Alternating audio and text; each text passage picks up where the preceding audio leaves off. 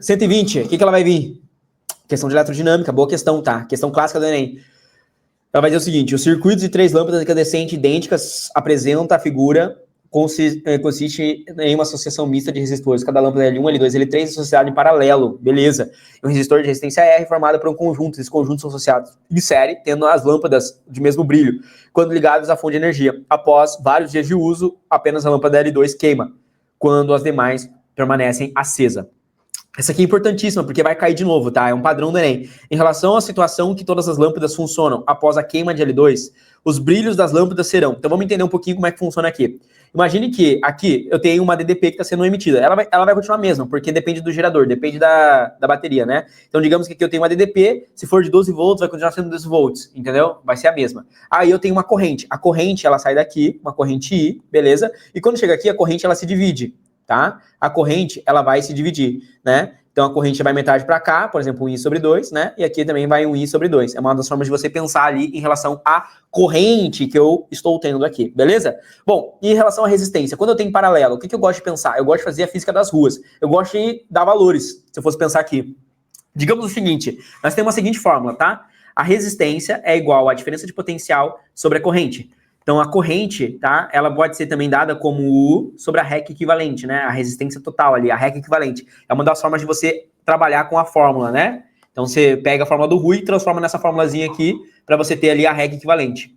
Perceba dentro do seguinte fundamento aqui, então, para a gente relacionar nessa questão, tá? Você vai entender por que eu estou dizendo isso. O que é uma REC equivalente? A REC equivalente é a soma de todas as resistências. Por exemplo, a REC equivalente, ela vai ser igual a resistência 1 mais a resistência 2 mais a resistência 3. Quando eu tenho em paralelo, acaba que vai diminuir a minha resistência total. Imagine que aqui eu tenho uma resistência que é 2R e aqui ela é 2R, então a minha resistência total é simplesmente R, entendeu?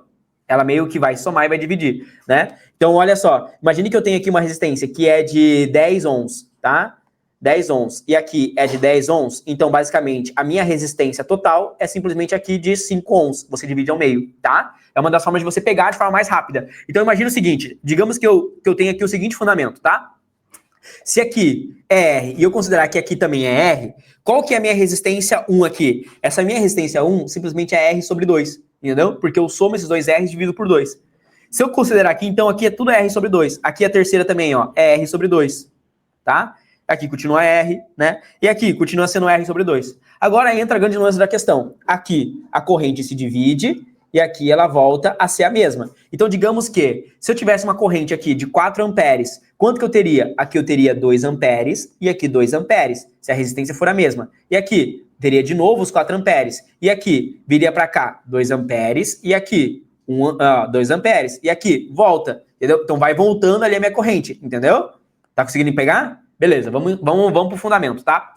Se eu queimar a minha lâmpada 2, qual que é a grande questão que acontece? Quando eu queimo a lâmpada 2, me sobra apenas uma resistência R. Então muda a resistência do meu circuito.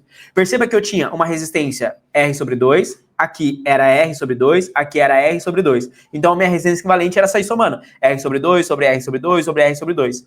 Agora, olha só, quando eu queimar, a minha resistência, ela passa a ser apenas R. E, pô, R é muito maior do que R sobre 2. Se você tem dificuldade de olhar assim, eu vou adotar um valor, então, para ficar muito mais fácil para você acertar essa questão. Vou adotar que a resistência R significa 10. Então, aqui, eu tenho uma resistência R de 10. Qual que é o meu valor aqui? 5. Aqui, 5. Aqui, 5. Quando eu queimo, eu fico apenas com a minha resistência R, que é igual a 10. Ou seja, no primeiro momento, qual que era a minha resistência equivalente em série? Era simplesmente 5 mais 5 mais 5. A minha resistência equivalente era 15. No segundo momento, quando eu queimo a lâmpada 2, eu não tenho mais uma resistência de 5. A minha resistência aumentou. Ela passa a ser agora uma resistência de 5 mais 10 mais 5. Ela passa a ser uma resistência de 20 ohms. Você entendeu que, ao tirar uma lâmpada, eu aumentei a resistência do circuito? É por isso que naquelas réguas, quando a gente vai adicionando paralelo, a gente vai diminuindo a resistência. Tem um perigo em você diminuir a resistência? Tem. Tem um perigo em você diminuir a resistência, porque tem uma segunda fórmula. Olha só, se o I, a REC equivalente, perceba, se eu pegar e aumentar a REC equivalente, tá? Eu diminuo a minha corrente. Renato, mas tem um problema diminuir a corrente ou algum fundamento ali e tal, tudo mais, né? Se eu aumentar a REC equivalente, eu diminuo a corrente? Tem algum problema? Tem alguma ação que pode acontecer? Sim, eu vou demandar menos corrente. Olha só. Olha essa outra fórmula. Π. Π é igual a I sobre U. Perceba o seguinte. O U, ele não muda.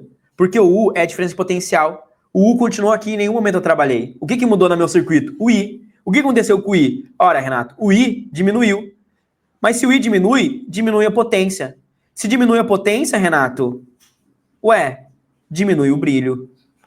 Ah, então quer dizer que a corrente está diretamente relacionada ao brilho? Exatamente.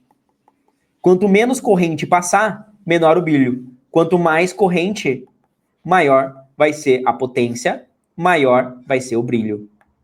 Beleza? E aí? Entenderam? Então, olha só. Ao diminuir ou ao aumentar a resistência do meu circuito, acaba que, aumentando a resistência equivalente, eu puxo menos corrente. Puxando menos corrente, a lâmpada 1 e a lâmpada 3 vão apresentar menos brilho. Tá? Vão apresentar menos brilho. Um brilho menos intenso. Tá? Mais intenso seria se eu aumentasse a resistência do meu circuito.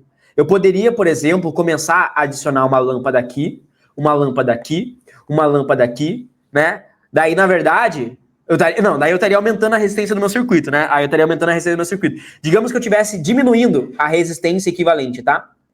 Eu estivesse diminuindo a resistência equivalente. Aí imagine que eu comece a associar aqui algo em série, ou em paralelo, na verdade, desculpa. Ó, vou adicionando aqui em paralelo. Você percebe que eu vou diminuindo a resistência equivalente? Tá? Olha só, vou diminuindo a resistência equivalente. Pô, se eu diminuir a resistência equivalente, eu vou aumentar a corrente. Aumentando a corrente, eu aumento a potência. Aumentando a potência, eu vou jogar para cá mais corrente, e a gente tem o famoso efeito Joule, que pode queimar e pode pegar fogo. Tá? Então existe toda essa questão do efeito Joule também, que é a corrente passando. Se você vai acionando, colocando várias lâmpadazinhas, várias tomadas em paralelo, você vai puxando ali mais corrente, que você vai associando em paralelo. Puxando mais corrente, você vai aumentar um efeito chamado efeito Joule. Esse efeito Joule, ele vai aumentar a potência que está sendo disparada ali, e de repente você pode queimar o teu circuito, pegar fogo, entendeu? Pela questão do calor sendo emitido.